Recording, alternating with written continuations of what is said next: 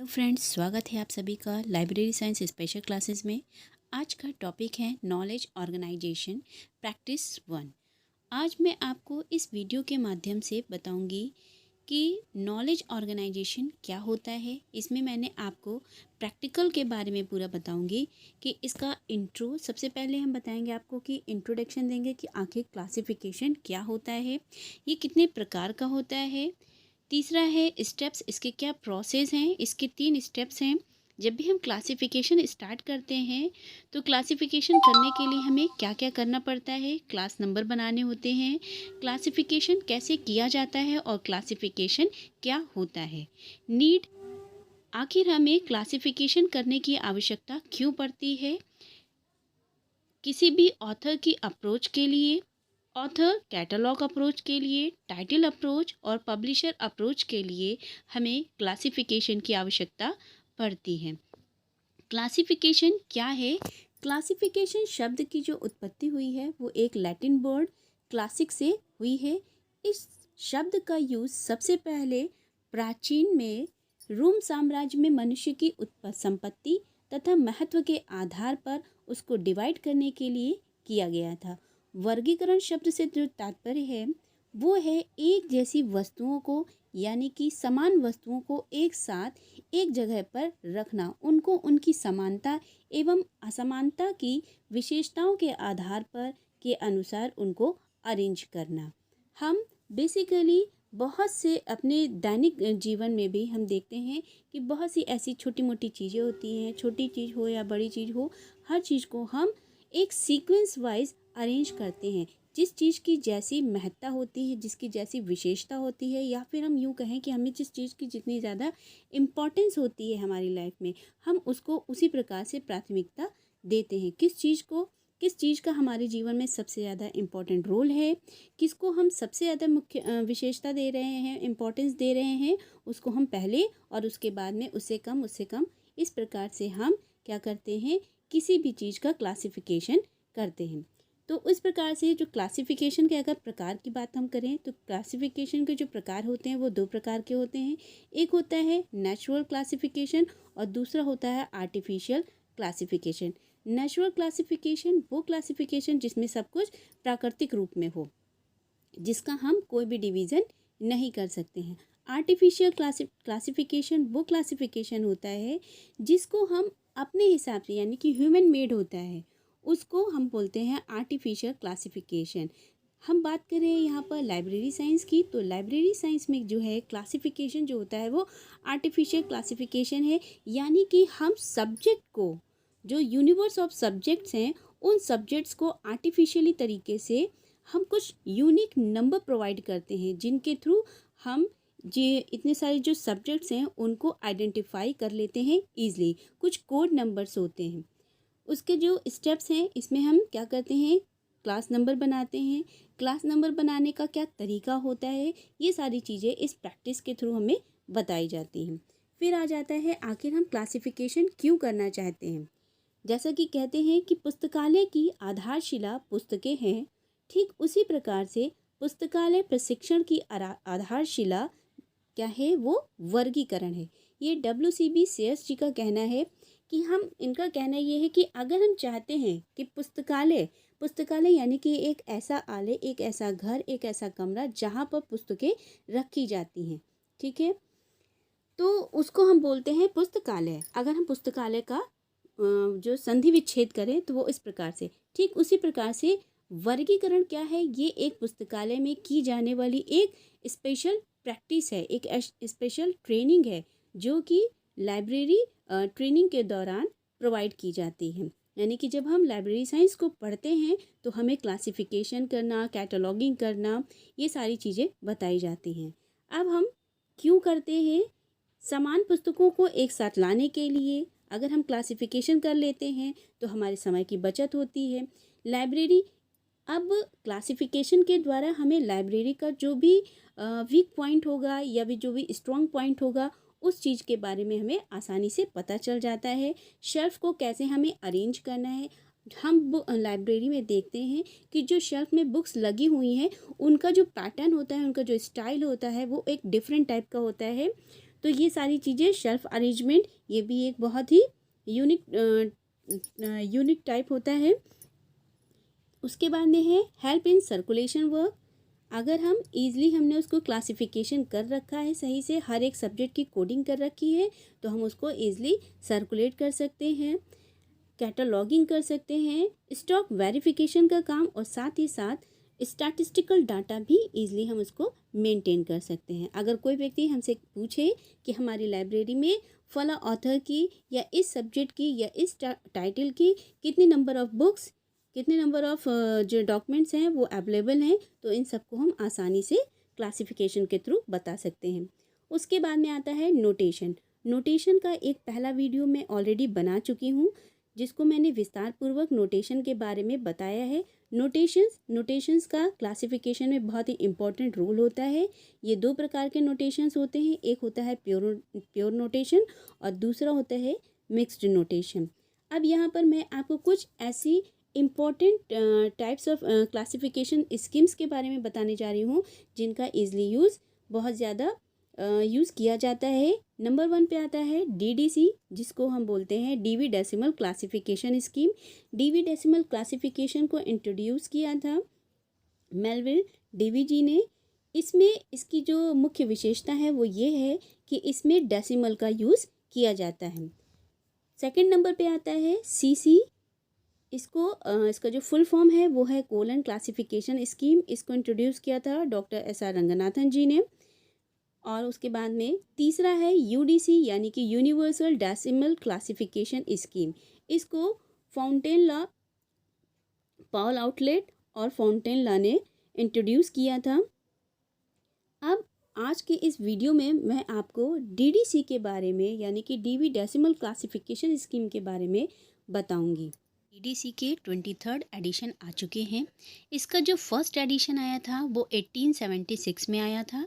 DDC को बनाने के जो मेन पर्पस था वो ये था DB साहब का कि DDC क्लासिफिकेशन स्कीम के थ्रू लाइब्रेरी में अवेलेबल जो भी डॉक्यूमेंट्स हैं, जो भी बुक्स हैं, उन सभी को एक सिस्टमैटिक वे में अरेंज करने के लिए, उनको उनकी इम्पोर्टेंस के अनुसार, उनको उनकी विशेषता के अनुसार एक सिस्टमैटिक वे में अरेंज करने के लिए यूज़र्स की जो अप्रोच होगी, उन सभी अप्रोचेस को सक्सेसफुली अप्रोच करने के लिए, सक्सेसफुली जो उसको वो एक्सेस कर सके, इसके लिए क्लासिफिकेशन स्कीम का यूज़ किया गया।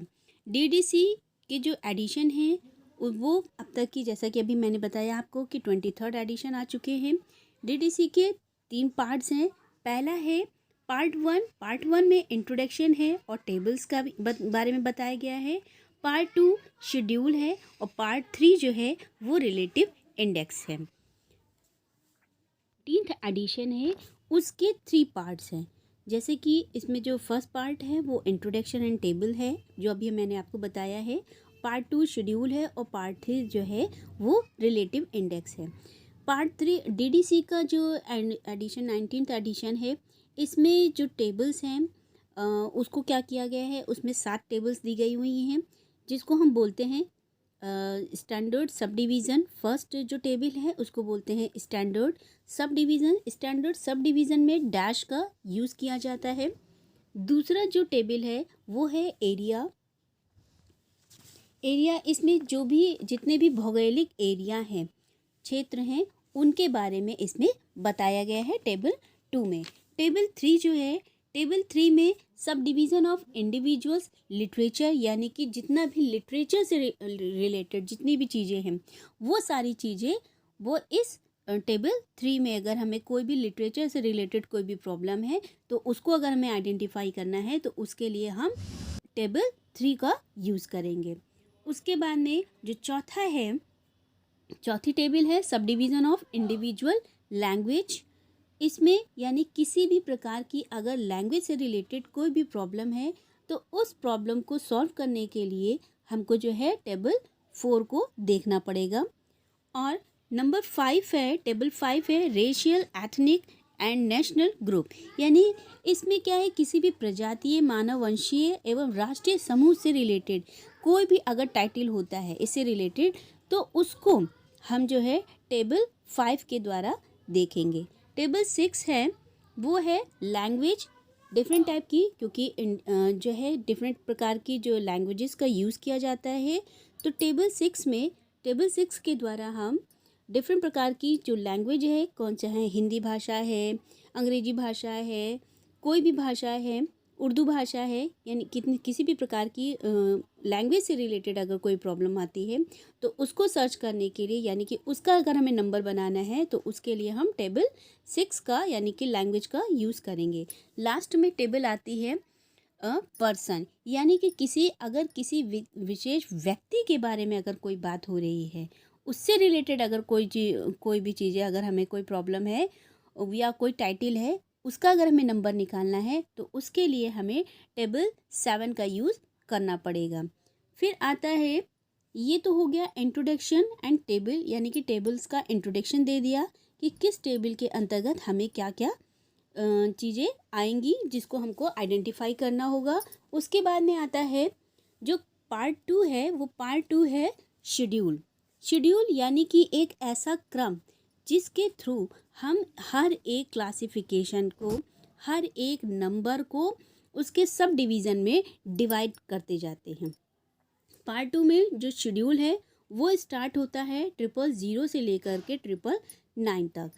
तो इसमें जो नंबर 1 है 000, यानी कि वो आपका हो जाएगा जनरलिटीज़, इसमें सारी सामान्य चीज़ें आ जाएंगी। उसके बाद में 2 नंबर सेकंड नंबर है, यानी कि 100 नंबर को हम जानते हैं फिलॉसफी एंड रिलेटेड डिसिप्लिन।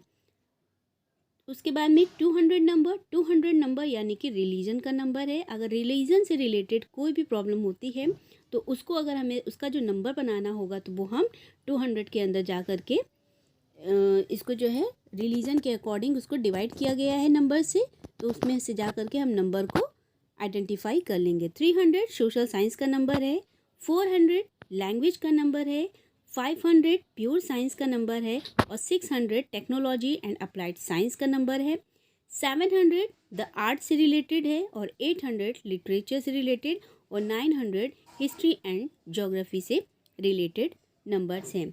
ये जो शेड्यूल दिए गए हैं, जो भी क्लासिफिकेशन हम यूज़ करते हैं, यानी कि बेसिकली जब हम डीडीसी की बात कर रहे हैं तो डीडीसी में जो भी हम क्लासिफिकेशन करेंगे, यानी कि जो भी कॉल नंबर हम बनाएंगे, वो इन्हीं शेड्यूल के अंतर्गत ही हम इन नंबर्स को, किसी भी नंबर को बनाते हैं। सबसे पहले हम क्या करते हैं, इन नंबर्स के अंदर जाते हैं, इन नंबर्स को फिर अगेन 10 मेन क्लासेस को हम 100 सब डिवीज़न में डिवाइड करते हैं और इन 100 सब डिवीज़न को हम 1000 सेक्शन में डिवाइड कर देते हैं। तो इस प्रकार से ये जो डीडीसी है इस प्रकार से ऐसे डिफाइन हो जाती है। और उसका जो पार्ट 3 है वो रिलेटिव इंडेक्स कहलाता है। इंडेक्स का मतलब होता है एज लाइक अ गाइड की तरह, यानी कि इसमें जो नंबर्स होते हैं वो हमारे रेडीमेड नंबर दिए गए होते हैं। कभी कभी क्या होता है, कोई ऐसी प्रॉब्लम होती है जिसको हमें जो है समझ में नहीं आती है, तो हम उसको क्या करते हैं, उसको आइडेंटिफाई करने के लिए हम एक रेडीमेड नंबर का यूज़ करते हैं। रेडीमेड नंबर जो हमको मिलते हैं कहाँ पर, रिलेटिव इंडेक्स में।